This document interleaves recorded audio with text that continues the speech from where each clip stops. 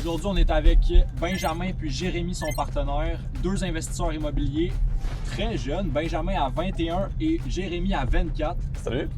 Salut, enchanté. Avant de commencer à poser des questions, Benjamin et son partenaire ont effectué une visite de cette maison pour la voir, la vérifier et observer son état général. Et oui, comme vous pouvez le voir, Benjamin et Jérémy cherchent toujours à investir dans des maisons anciennes et en mauvais état parce qu'ils sont beaucoup moins chers. Ensuite, leur rôle principal dans ce business est de les rénover entièrement, aussi bien à l'intérieur qu'à l'extérieur. Après avoir rendu visite à cette maison, ils ont fixé un meeting avec des investisseurs pour analyser le projet, estimer les coûts de toutes les rénovations et voir si cette maison représente un bon investissement qui va leur générer de l'argent ou pas. Aujourd'hui, les gars, vous avez combien de portes à votre actif? On vient tout juste de dépasser le 100 portes, je pense. Exact. Ouais. Une belle croissance fulgurante qu'on a eu justement là, durant les 2 dernières années. Première année de stabilisation, on a monté le modèle d'affaires, on s'est créé notre Dream Team, si on peut dire comme ça, c'est-à-dire tous nos professionnels avec qui on travaille justement pour tous nos projets de multilogement. Évidemment, tout ce qu'on a acheté, c'est tous des immeubles de commercial, du 5 logements et plus. À Montréal, Rive-Sud. Rive-Sud, c'est l'Estrie, la Montérégie, le centre du Québec.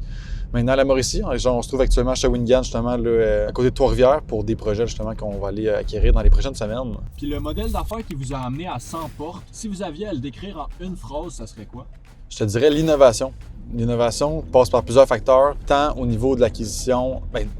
La phase 1, c'est la prospection. Trouver des opportunités intéressantes, exclusives sur le marché, qu'on est capable d'avoir une plus-value, tant au niveau de la valeur, oui, mais dans son ensemble, c'est dans un quartier, auprès d'une communauté, auprès des locataires. Après ça, c'est d'être capable de négocier un prix d'achat qui est intéressant. Oui, pour que le vendeur soit content, évidemment, qu'il soit fiscalement avantagé, avec des stratégies de financement créatives, comme par exemple une balance de vente, des rachats d'actions, ainsi de suite. Ça fait vraiment un plus-value au niveau de la négociation, mais également pour tout ce qui est la planification du projet, donc tout ce qui est travaux à faire sur l'immeuble, donc travaux qui sont pertinents, qu'on est capable d'avoir une plus-value sur l'immeuble. Donc, évidemment, comme on le sait, là, ce qui compte le plus, maintenant, c'est des travaux dans les cuisines, dans les salles de bain. Puis c'est également de répondre aux besoins des locataires. Donc, si tu as un locataire qui te fait peur, qui aimerait avoir X ou Y, ben, tu t'ajustes en conséquence pour qu'au bout de la ligne, ce soit lui qui soit content, parce que c'est lui qui va quand même vivre là-dedans. Bien, pas là-dedans, mais dans ton logement. Donc, On est dans la business d'offrir des logements, puis il faut que nos clients, qui sont nos locataires, soient contents où qu'ils vivent. Puis c'est vraiment de là que tu viens stabiliser ton revenu, de 1, puis de 2, assurer la pérennité de ton bloc, parce que, veux pas, des bons locataires contents, c'est eux qui vont prendre soin de ton bloc, c'est eux qui y habitent. Puis, il faut vraiment En fait, c'est ça le but. C'est ça le but pour assurer une croissance au long terme, puis aussi qu'on offre une bonne qualité de vie à nos clients. exact. On vient d'aller visiter une bâtisse à Shawinigan. Il va y avoir quelques clips. C'est quoi votre impression sur cette bâtisse-là? Puis est-ce que c'est un deal que vous avez peur de faire avec l'État? Comment vous vous sentez face à ce deal-là? L'état du logement me fait pas peur. Moi, personnellement, j'ai mes RBQ, puis j'ai eu des projets un peu similaires, OK, mais ça n'a jamais été autant de cette envergure-là. Ce que je veux dire par là, c'est que ça n'a jamais été autant tout l'immeuble et tous les logements qui sont délabrés à ce point-là. Donc, en termes de grosseur des travaux, ça me fait pas peur. C'est un 8 logements. Selon moi, je suis capable de le faire. Je suis capable de m'assurer que ça soit bien fait. J'ai les compétences pour. Par contre, c'est plus au niveau des chiffres. Ça a augmenté de beaucoup de rénovation. Puis ça fait en sorte que le plan initialement qu'on avait, parce qu'on avait calculé les coûts de rénovation avec quelques photos qu'on avait eues dans le listing et tout ça. On pensait pas que c'était autant délabré. Donc, ça vient vraiment changer les coûts. Puis là, au début, on pensait refinancer au conventionnel. Là, on regarde l'option de refinancer SCHL. Puis on sait même pas si ça va être un deal qui est possible, puis si on va rentrer dans nos sous. Là. Donc, c'est ça la prochaine étape là, à regarder. Donc, quand vous rentrez dans une bâtisse, c'est quoi qui fait en sorte que ça, c'est une bonne bâtisse pour vous? C'est quoi que vous voyez de différent que monsieur, madame, tout le monde qui décide d'acheter une bâtisse? Bien, il faut créer le deal, il faut créer la valeur. Puis comme cet immeuble-là, pourquoi que monsieur, madame, tout le monde ne le prendrait pas? C'est qu'il y a beaucoup de rénovations. Il faut quasiment, là, quand tu achètes un immeuble de même, tu achètes quasiment une job à temps plein pendant les prochains 3 mois que ça va prendre pour faire les travaux, on s'entend. Donc, c'est pas monsieur, madame, tout le monde qui va pouvoir avoir le temps et l'énergie pour faire ce genre de projet-là. C'est là qu'on viendrait créer la valeur et la plus-value, que pour nous, ça devient avantageux. Puis, c'est sûr et certain que oui, on parle de rénovation, de logements vacants à ce moment-là, mais la plupart de nos deals ne sont pas, c'est pas des immeubles qui sont vacants. Puis, sont un peu moins délabrés. En fait, sont moins délabrés clairement que ce qu'on vient de voir ce matin. Là, je vais laisser Jérémy me parler à propos de comment on fait quand les immeubles sont habités, puis que les logements sont habités, comment on fait pour venir créer de la valeur. T'sais. Exact. Fait que là, en résumé, ce qu'on a vu tantôt, c'est des rénovations qui sont majeures, qu'on est capable d'avoir un plus-value quand même sur le temps. Donc, l'échéancier, le temps, c'est de l'argent, c'est vraiment important. Les intérêts font mal, il ne faut pas les oublier. Puis également sur le contrôle des coûts des matériaux. Donc, ça, c'est vraiment d'être capable de prendre les matériaux qui sont le meilleur rapport qualité-prix. Évidemment, il faut mettre des matériaux qui sont pérennes dans le temps, qui ne vont pas briser après quelques semaines.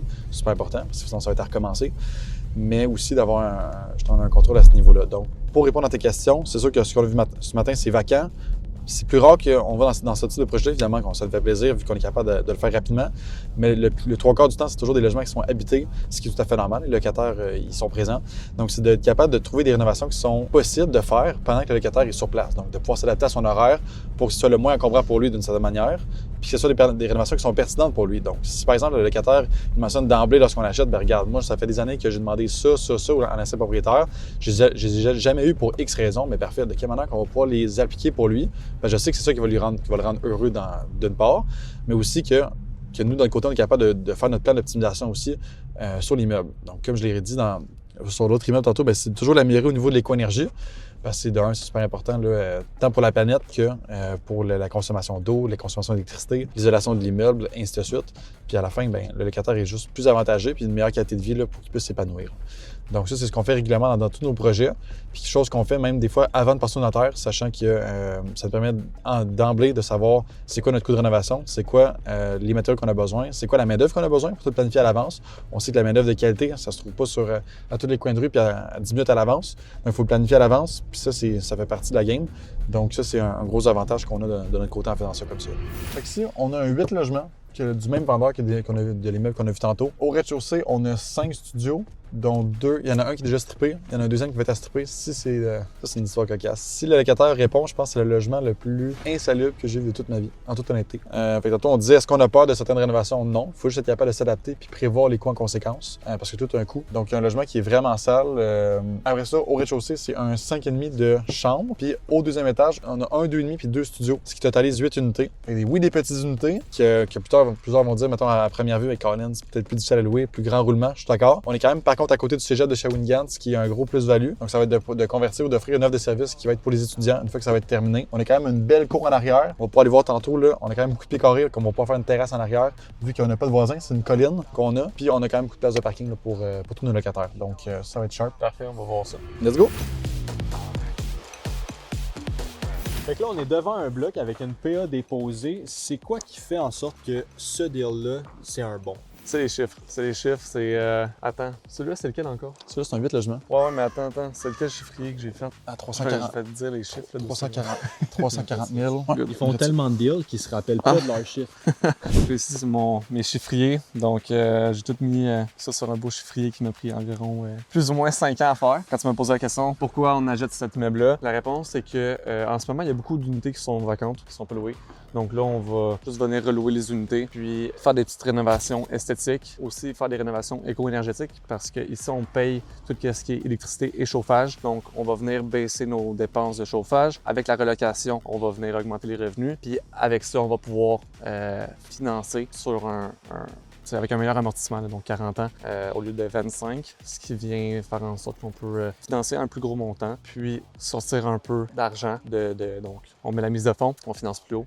On sort la mise de fonds et un petit peu d'over. Donc, c'est vraiment ça. Le plan ici, c'est pas comme l'autre qu'on a vu un peu plus tôt aujourd'hui, le 8 logements qui était à refaire au grand complet. Ici, il y a un peu moins là, de travaux là, à faire. Puis, tu sais, tous les logements sont quand même beaux, à part qu'il y a un locataire qui est un peu insalubre, là, puis ramasseur. Mais à part ça, là, ça va. Un projet qu'on achète 340 000 avec des rénovations esthétiques. Qu'un budget de réno, on est à, je pense, 80 000 au total. Où justement, on va pouvoir refinancer le temps. C'est un projet qui va même marcher en conventionnel. Le conventionnel, c'est 25 ans d'amortissement, RCD de 1,2, 1,3, avec un taux d'intérêt en vigueur. Là. Autour de nos derniers prêts sont à du 4,24 %. Donc, on investit plus ou moins 135 000. Total, ouais. Puis on va ressortir environ peut-être un 175. Donc, puis tout ça en dedans d'un an. On va garder l'immeuble en plus à perpétuité. On va faire du capital et aussi un cash flow mensuel jusqu'à temps qu'on vende.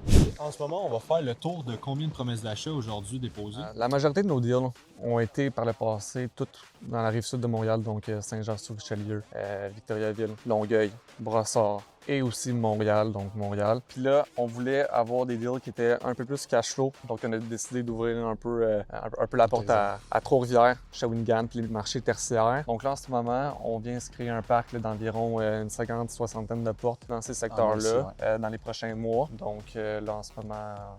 Pour aujourd'hui, on est allé voir, ce matin un projet qu'on va avoir, 8 logements. On ne sait pas si on va le faire, ça va être à calculer. Mais actuellement, après les achats acceptés, on a un 9 logements. On a ce 8-là. On a un 6 à Trois-Rivières. Ça fait 3 immeubles. Puis on va aller voir un 4e qui est un autre 6 logements à Shawinigan, que là, on va commencer le financement là, cette semaine. Et on a aussi un autre, un 9 logements à Trois-Rivières qu'on a déjà acheté. Qu'on a déjà acheté, qu'on va aller voir les travaux. Là, ça ressemble à quoi? Qu'est-ce qui a avancé depuis l'achat? Parce que là, la prochaine étape, c'est de commander des matériaux de Chine pour venir sauver des coûts dans nos rénovations. Donc le but, c'est peut-être ça avec les prochains deals qui s'en viennent ici. Il commence à faire froid. Un 6 logements hors marché qu'on a reçu justement de mon réseau, finalement, d'une couple de prospecteurs qu'on a déniché. On a quand même un beau prix d'acquisition, évidemment. Par contre, ça vient avec qu'on a quand même une couple de rénovations à faire. Donc, immeuble sur je pense que c'est sur 4 étages, parce que l'autre bord, je pense que c'est encore plus bas. Ouais, il est sur 4 étages. Donc, 3 étages en façade, 4 étages en arrière. Ici, coût de rénovation environ 100 000. On a quand même, on va le voir sur le côté, on a quand même pas mal de soffit à changer. Il faut solidifier les balcons. On a des rénovations intérieures à faire. On a un logement actuellement qui se fait réparer quand même par le propriétaire actuellement. J'ai réussi à négocier cette entente-là dans le prix d'acquisition. On va avoir un logement qui va être flambette. Flambette. Je m'attends qu'il reste encore des petits détails à finir à nos frais. Mais qu'au moins que le rough est fait, la peinture est faite. Il va juste rester de l'esthétique à finaliser. Puis après ça, si on regarde sur le côté ici, justement, là, on voit qu'on a les soffits justement en haut à changer, que ça fait un bout qui n'ont pas été remplacés. En arrière, on le voit juste d'ici que les balcons, on voit qu'ils sont croches. Fait qu'ils ont tendance à tomber vers l'arrière. Il va falloir venir justement solidifier la base avec une nouvelle base de béton. Même chose pour les fenêtres, on va venir les isoler. Le revêtement extérieur, pour vrai, oui qu'il est laid. Un bleu pâle, c'est pas la meilleure des couleurs, mais quand même en bonne condition. Ce qu'on peut faire, c'est qu'on pourrait soit embaucher une compagnie pour qu'un ton se prénette. Je pense pour les portes de garage, mais il y a un autre nom relié à ça qui est pour le revêtement extérieur. On pourrait mettre par exemple un gris pâle qui serait super beau. Mais juste pour les balcons, on pourrait juste venir les ternir pour être capable de prolonger la durée de vie des balcons dans le temps. Après ça, un moyen d'aller en arrière par ici? En arrière, c'est soit qu'on pourrait passer par la cage d'escalier là, ouais. On va passer par là. Parce que là, on n'aura pas accès. C'est un bâtiment qui appartient à la ville. Quand vous venez pour acheter une bâtisse, à votre âge, est-ce que les acheteurs vous prennent au sérieux? Est-ce que vous avez déjà eu des problèmes de ce côté-là? Mon avantage, c'est que je l'air plus vieux. C'est sûr que. Pour vrai, oui, des fois, on a des préjugés, mais quand on commence à s'exprimer puis on dit notre manière de voir la chose, notre modèle d'affaires, c'est quoi le processus qu'on va faire, ils nous prennent vraiment au sérieux. Avec nos connaissances, en date d'aujourd'hui, on se fait prendre au sérieux lorsqu'on commence à parler puis qu'on commence à montrer que Colin, on connaît ça, on sait ce qu'on fait puis que c'est pas le premier rodéo. Par contre, moi, au début, j'ai eu beaucoup de troubles là, à me faire prendre au sérieux. Là. Beaucoup de troubles, que ce soit par, oui, des vendeurs, mais aussi des investisseurs. Fait ici, comme tu peux voir, on a les balcons à venir solidifier comme on parlait tantôt. On voit qu'il y a beaucoup plus de poids à gauche qu'à droite qui vient descendre. On voit qu'on vient de solidifier la base là. Le logement qui est en bas à droite, c'est lui qui se fait réparer actuellement. On a ici, en termes de typographie, on a 2 5,5 qui sont aux étages supérieurs. On a un 3,5, 3.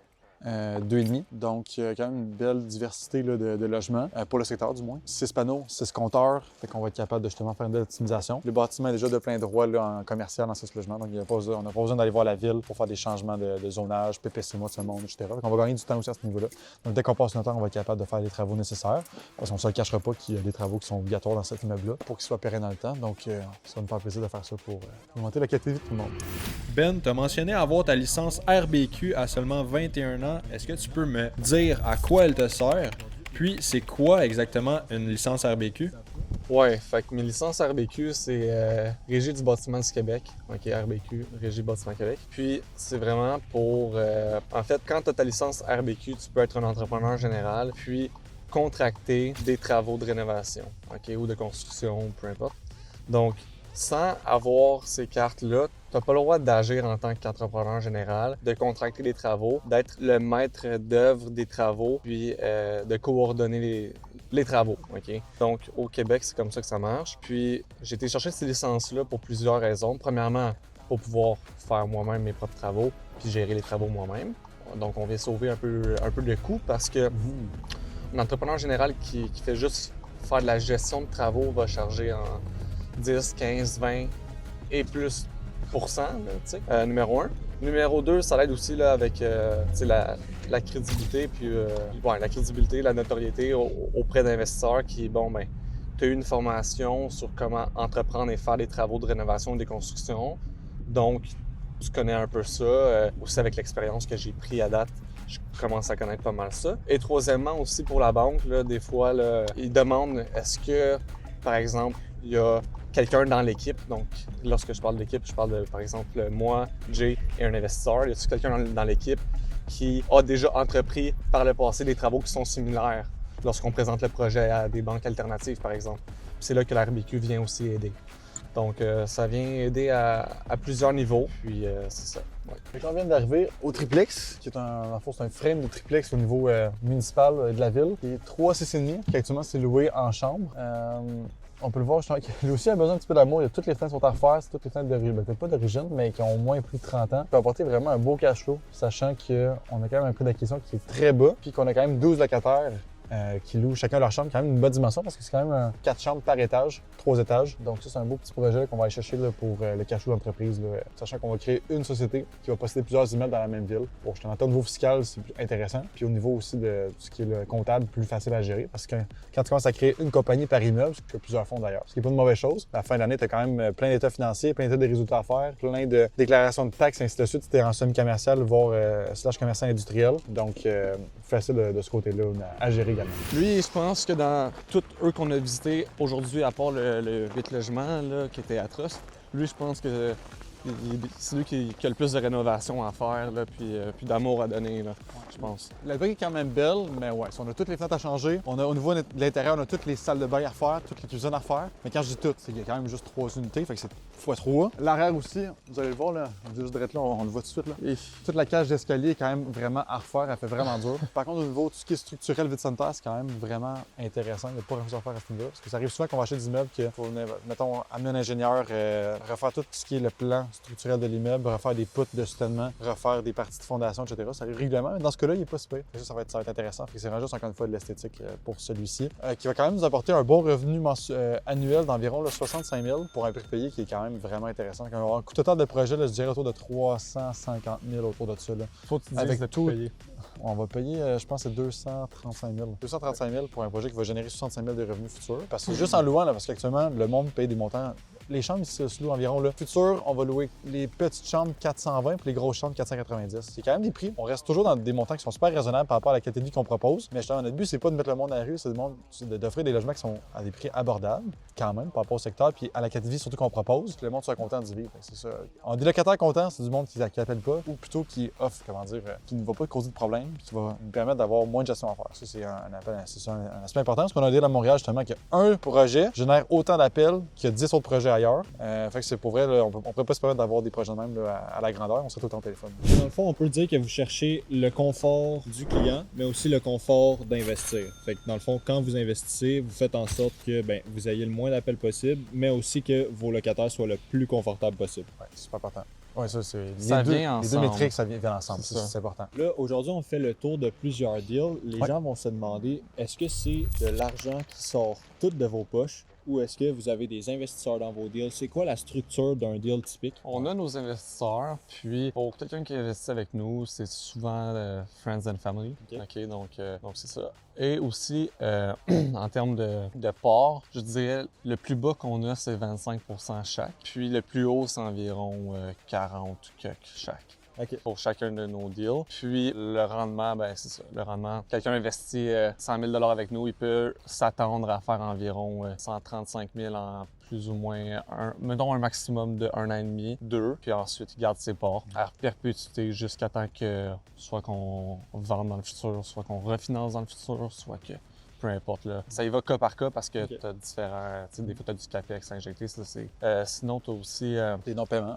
Oui, des non-paiements, des mauvaises créances. Par contre, c'est tous des risques qui sont calculés normalement dès le départ. Puis en termes de... Il y avait aussi une autre question, je pense, dans ta question, si je me trompe pas. Mais mettons, là, au long terme, si tu le gardes au long terme, le risque, c'est de devoir réinjecter de l'argent pour des petits travaux ici et là d'entretien. Même à là, c'est quand même calculé. D'avoir faut de prévoyance.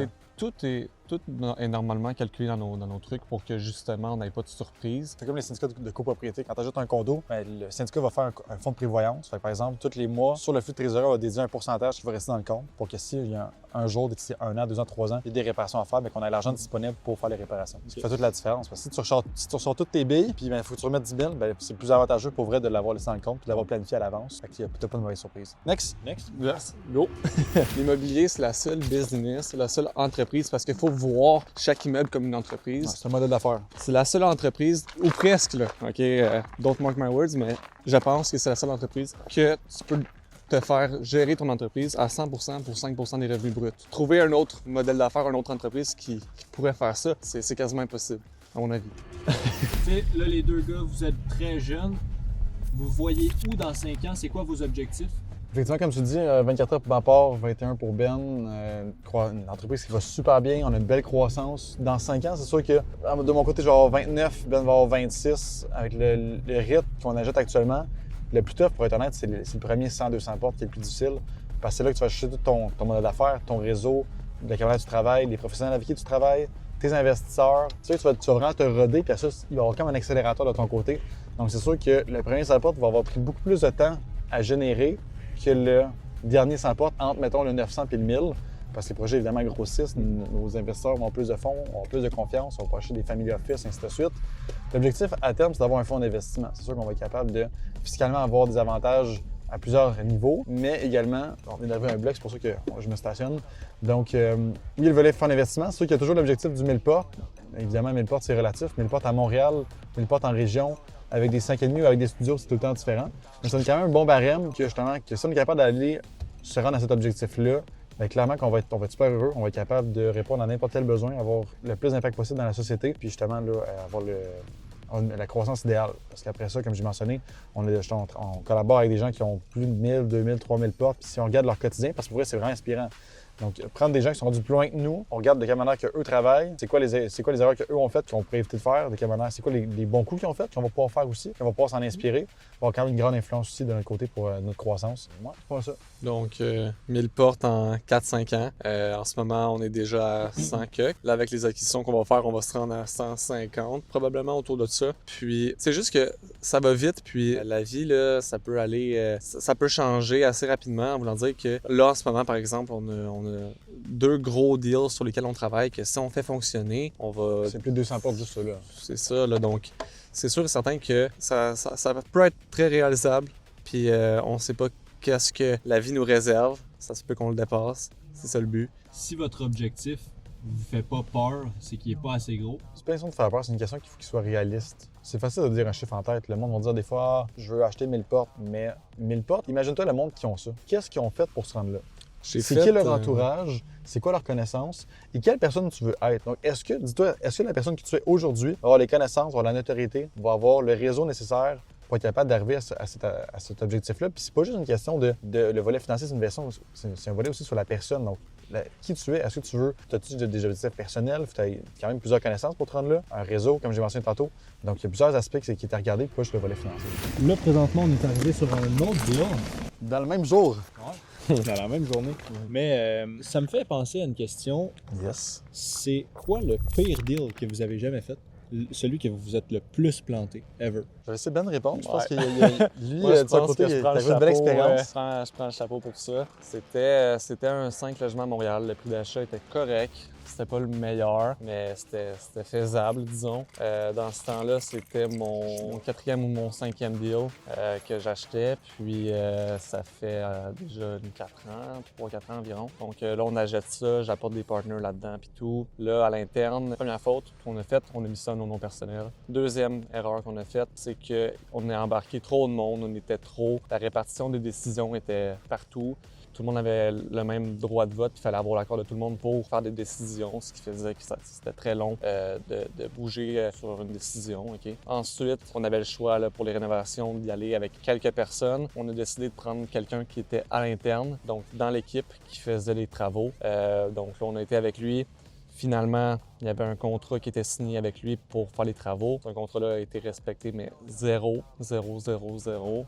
Tant en termes de délai qu'en termes de coût. 2 choses qui avaient été mentionnées dans ce contrat-là n'ont pas été respectées, même pas proche. Donc en fait, puis là, vu que c'est quelqu'un de l'équipe, à quel point tu peux te retourner contre cette personne-là, tu peux comme pas tant. Donc là, c'était compliqué. On avait beaucoup de logements vacants dans cet immeuble-là. Donc on avait beaucoup de pertes de revenus. C'était effet boule de neige. Tout ça a fait en sorte qu'on n'avait plus d'argent, on avait des logements vacants, on n'avait plus de revenus. Puis on était en prêt privé avec des gros taux là, de privé. Donc on a juste... la ballonne a explosé à un moment donné.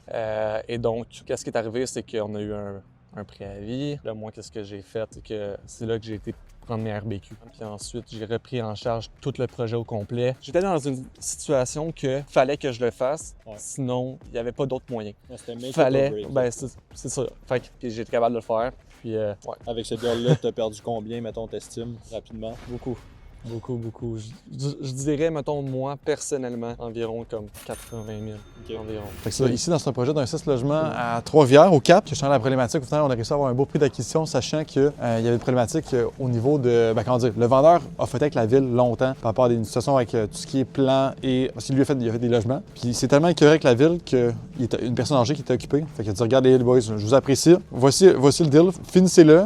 Moi, avec la ville, j'ai fait tout ce que je pouvais par rapport à ses connaissances qu'il y avait, puis le temps qu'il y avait disponible, puis l'énergie qu'il y avait disponible. C'est pour ça qu'on a pris le relais. Avec un beau projet, justement, avec un 6 logements bien situé, avec un garage. On va pouvoir mettre notre inventaire dans le garage. Puis un projet aussi, il n'y a pas beaucoup de rénovations, pour vrai, juste des rénovations éco-énergétiques. Donc, on va racheter des thermopompes, on va faire du calfeutrage des fenêtres pour venir isoler l'immeuble. Peut-être l'isolation du vide sanitaire à l'uréthane, à voir, tout dépendant de ce que le rapport va stipuler avec l'ingénieur. D'ailleurs, on l'a intégré à l'équipe pour être capable d'avoir un meilleur contrôle sur nos rapports, un meilleur coût aussi du rapport, puis des meilleurs délais. Puis après ça va être lumière OLED, préventif faible débit pour réduire la consommation de l'eau de l'immeuble. Parce qu'au final, on s'entend que, comme il vit Primo, il dit, au final, on consomme beaucoup d'eau, mais c'est sûr que définitivement que l'eau n'est pas une ressource qui est infinie. Il faut y faire attention, puis on en est conscient. Donc, un beau projet, c'est aussi très bien situé, qui va être pérenne dans le temps, puis qui va être capable de créer 6 beaux logements pour 6 familles qui vont pouvoir justement s'épanouir à Trois-Rivières. Jérémy, avec 100 portes à votre actif, comment tu te sens le matin? Est-ce que tu es stressé?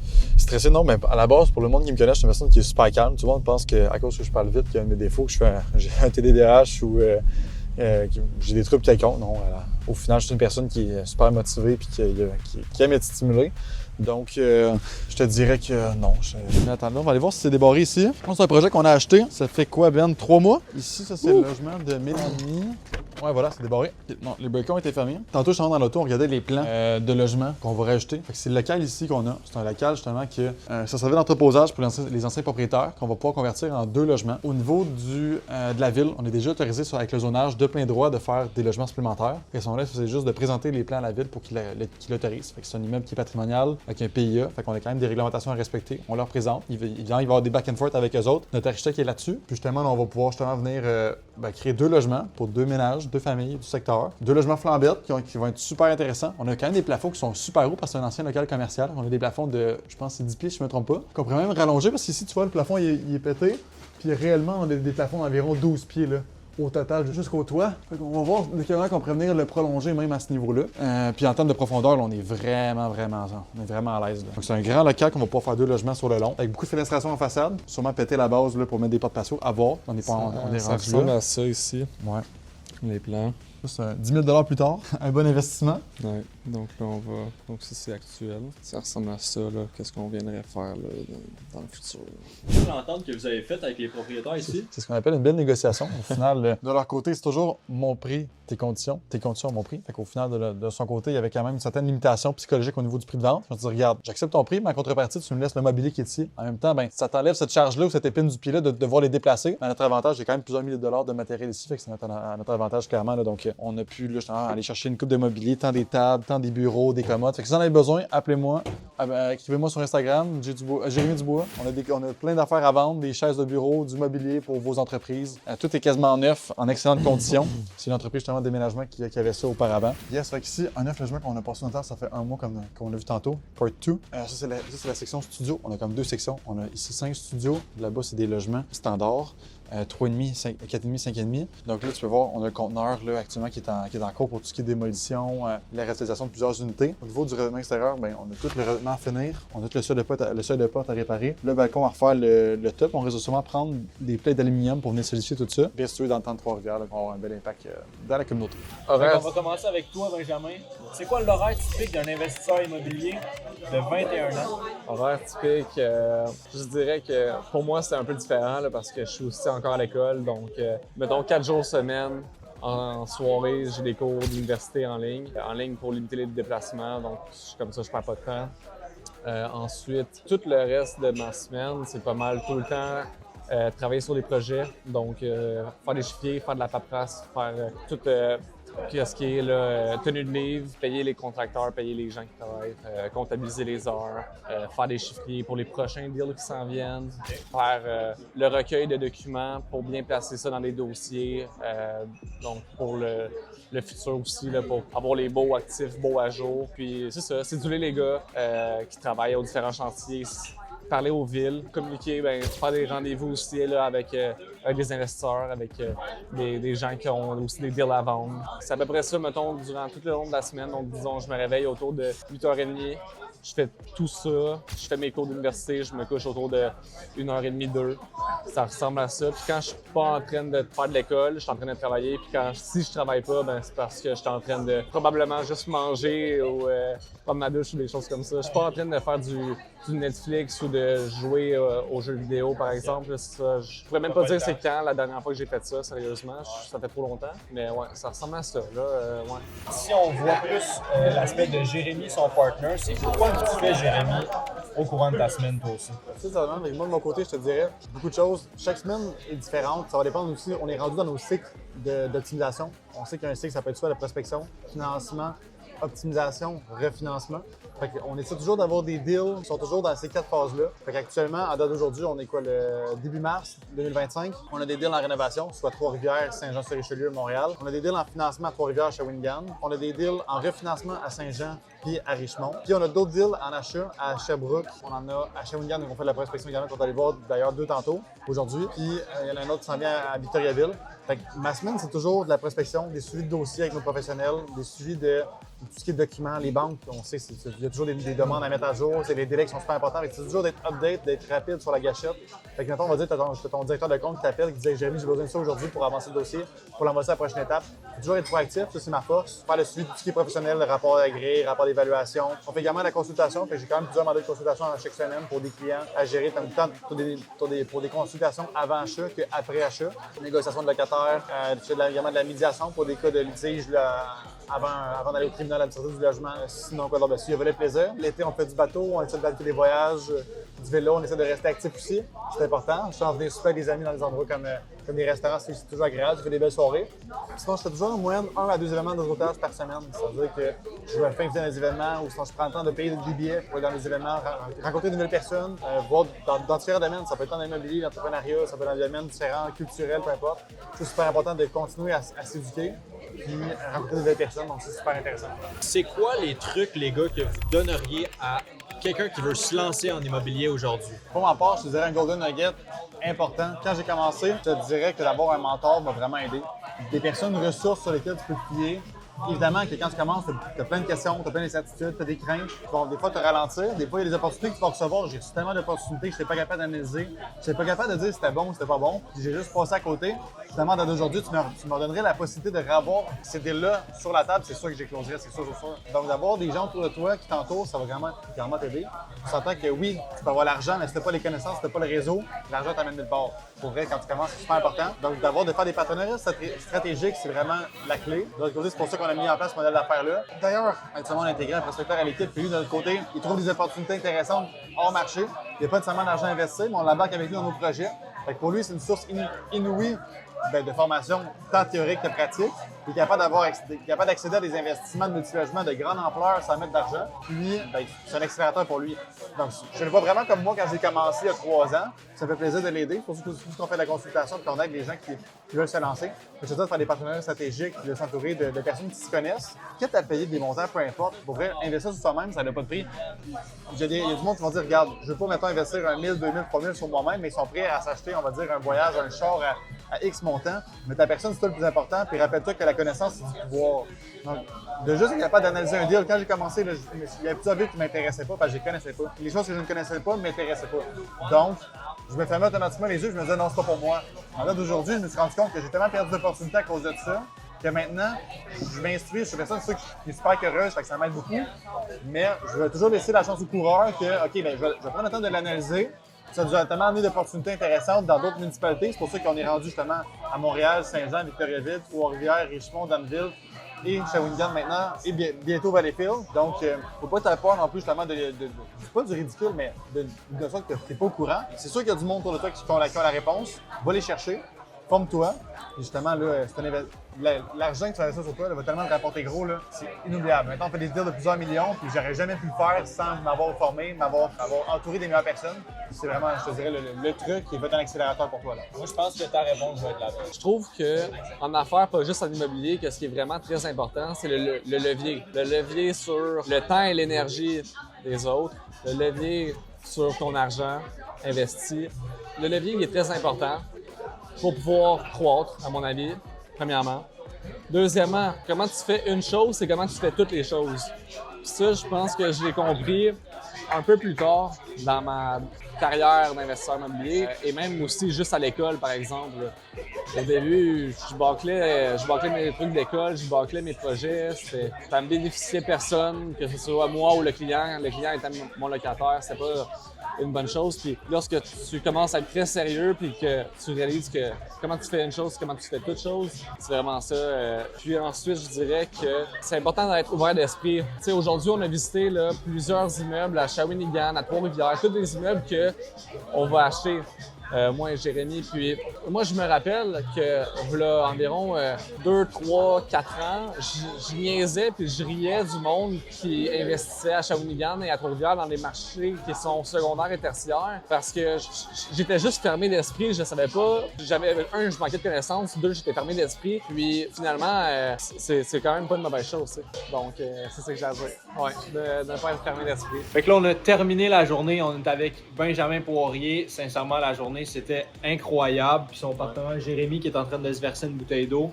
Là, je leur fais visiter la shop. Moi, personnellement, j'ai adoré ma journée. Toi, qu'est-ce que t'en penses? Magnifique, c'était vraiment cool. J'espère que vous avez apprécié. Moi, j'ai vraiment aimé. On a eu des belles discussions. Ouais, pour vrai. Belle discussion par rapport à l'immobilier, dans nos projets, mais également l'avenir québécois. Ouais. Tant pour tout ce qui est vêtements, pour vrai, le shop Inside. C'est également notre entreprise d'acquisition de multilogement. Vraiment, c'est... Fait que là, on s'en va faire le tour. Sur ce, passe une bonne soirée.